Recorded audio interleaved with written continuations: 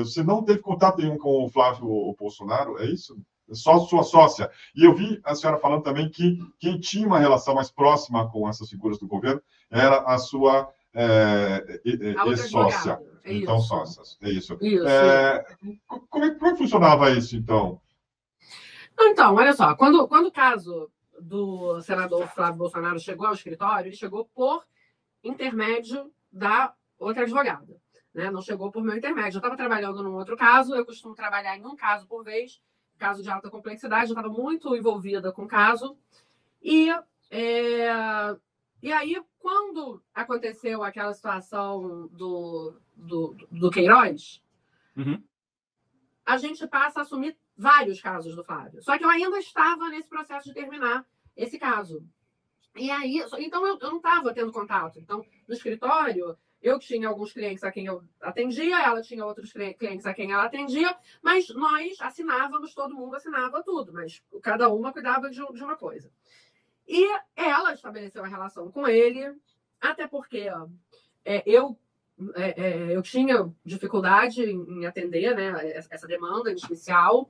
E quando aconteceu o negócio do Frederico e o ACF em relação ao Queiroz, os casos passam todos para ela, e aí logo em seguida existe aquele HC do órgão especial, tá? E quando aconteceu o HC do órgão especial, eu estava presente no dia, e um pouquinho antes eu tinha concluído o outro caso no qual eu estava trabalhando, que tinha encerrado, estava tudo ok. Aí ela disse para mim, então, olha, dá uma olhada no processo tal, porque aí realmente a gente recebeu um acervo probatório, um acervo processual grande, e eu comecei a estudar pelo que eu entendo, pela matéria que me é cara, que é o quê? Relatório de inteligência financeira. Então eu comecei a estudar pelo processo que era o processo da Furna da Onça, que não era minha... Em nenhum momento falaram para mim, olha, esse processo aqui, você vai cuidar desse processo. Era inicialmente para eu cuidar de um caso eleitoral que logo depois já tiraram de mim. E por mim, nenhum problema. Só que quando isso aconteceu, eu falei, não, eu vou começar a estudar do começo, e o começo, de fato, era a Furna da Onça. E eu abri o processo da Furna da Onça e vi aquele relatório de inteligência financeira que, falando com a máxima humildade que eu puder falar, assim, eu tenho muito a aprender ainda a respeito disso, mas é um assunto sobre o qual eu tenho algum conhecimento. Eu comecei a ler o relatório, e a primeira coisa que eu vi é que era um relatório espontâneo, né? Ontem na Globo News até houve essa questão, isso não existe relatório espontâneo. Não, existe. Existem relatórios que são por requisição do Ministério Público ou da Polícia Federal, e existem relatórios que são espontâneos, que acontecem quando alguma movimentação financeira atípica é detectada pelo COAF, e o COAF manda para os órgãos que tem que mandar. Ele faz uma difusão para vários órgãos. Então, ele manda para a Receita Federal, para a Polícia Federal, para o Ministério Público Federal, para quem ele achar que deve. Tá bom. Eu já achei que aquilo ali, como um riff espontâneo, era uma coisa muito complicado, daquele riff, daquele tamanho, com 22 núcleos, ser um riff espontâneo. Mas tudo bem. Quando eu comecei a ler, tem uma tabela logo no início que aparecem os núcleos todos dos gabinetes da Alerj. Vocês lembram disso? Sim. O riff aparece isso.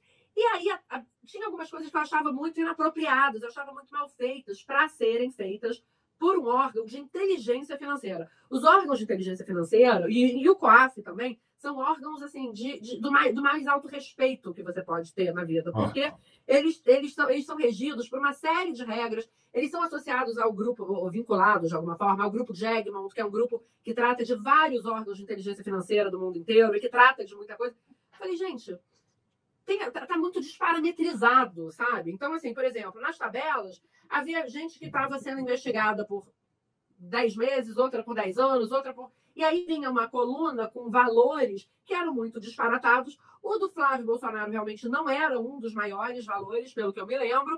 E no final tinha, assim, letrinhas muito miúdas, que eu adoro ler as letrinhas miúdas, que dizia assim, esses valores podem ser a soma de mais de uma vez da mesma parcela. Falei, cara, isso não pode ser um relatório de inteligência financeira. Tem alguma coisa errada acontecendo. E aí eu pulei para a parte que tratava do gabinete do Flávio e eu verifiquei que havia informações que extrapolam a inteligência financeira. Então, assim, gente, olha só. Pode ser que algum banco tenha feito alguma informação além? Existe um banco em especial que eu entendo que tenha sido, por exemplo, um braço eu não vou dizer o banco, porque eu já estou com muito inimigo, né? Não preciso dizer para ganhar mais um inimigo. Mas existe um banco que eu entendo que foi um braço de espionagem da Lava Jato. Se você for ver os rifles da Lava Jato, esse banco, ele quebrava o sigilo bancário o tempo todo. Era uma coisa absolutamente assustadora. Entendeu? Então, aí tinha uma observação que era assim, foram verificadas 2 mídias, ou foram encontradas 2 mídias, que mostram que o Fabrício Queiroz é motorista do deputado estadual Flávio Bolsonaro. Aí eu pergunto para vocês, isso é informação de inteligência financeira? Tem nada a ver. Tá. Falei, cara, isso não é informação de inteligência financeira. Então, assim, de duas uma. Ou o COAF está atuando para além do que ele deve atuar, ou tem alguém que está atuando em conjunto com alguém do COAF. Veja, não estou botando em dúvida o COAF, mas o COAF ele é composto por pessoas, né? Assim como a Receita Federal, assim como o governo, etc. E o COAF, gente, é um órgão espetacular, e tem que ser, né? Tem que ser. E aí, eu comecei a estudar, eu falei, tem alguma coisa errada aqui. E é fato, a população, meus amigos, minha família, vocês todos, podem falar, o advogado está querendo encontrar uma brecha. Não, o que o advogado faz é buscar nulidades no processo. Por que a gente busca nulidades no processo? Porque o trabalho do advogado ele é extremamente vinculado à garantia da democracia.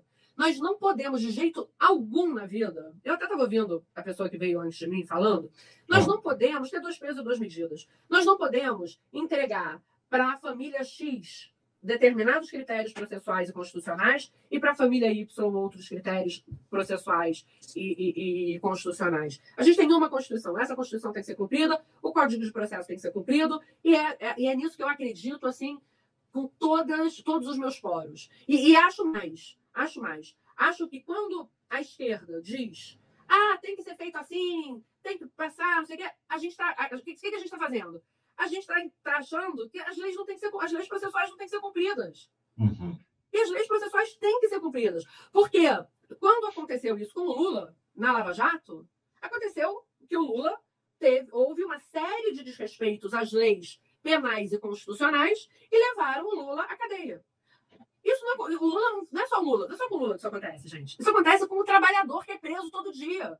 Isso acontece com aquela pessoa que está na favela e que é vítima de procedimentos que estão fora da Constituição. Então, eu sou muito aguerrida, graças a Deus, em lutar contra esse tipo de coisa. E quando eu vi isso, eu fui...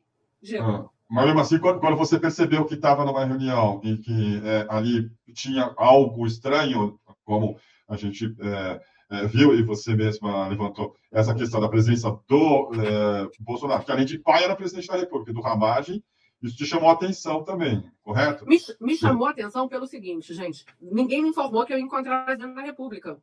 Você imagina meu susto, eu acho que eu vou encontrar o general Heleno. Para protocolar, e isso é uma coisa que eu quero deixar muito claro, olha só.